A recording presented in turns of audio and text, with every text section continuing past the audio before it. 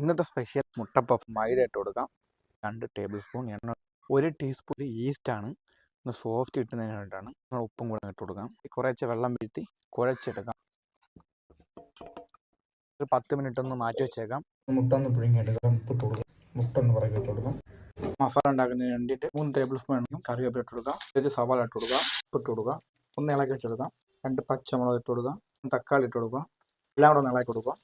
മഞ്ഞൾപ്പൊടി, ginger powder, garlic powder, മല്ലിപ്പൊടി, കുരുമുളക് പൊടി, ഗരം മസാല, കാശ്മീരി ചില്ലി ഇളക്കി കൊടുക്കുക.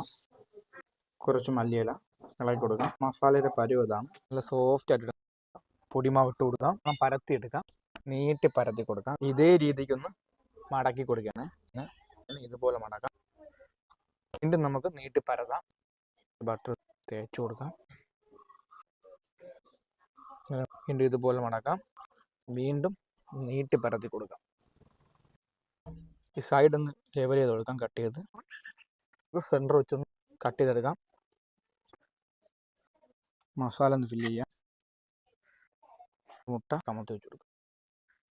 2 സൈഡും പിടിച്ച് മടക്കി അടച്ചെടുക്കാം. എഗ് വാഷ് ചെയ്ത് കൊടുക്കാം. അടിച്ച് പതപ്പിച്ചെടുക്കാം മുട്ട. ഇതിൻ്റെ മുകളിലേക്ക് തേച്ച് കൊടുക്കും. ഒരു 200 ഡിഗ്രി സെൽഷ്യസിൽ ഒരു 17 മിനിറ്റ് എയർ ഫ്രൈയിൽ കുക്ക് ചെയ്തെടുക്കാം. എയർ ഫ്രൈ തുറന്ന് നോക്കാം.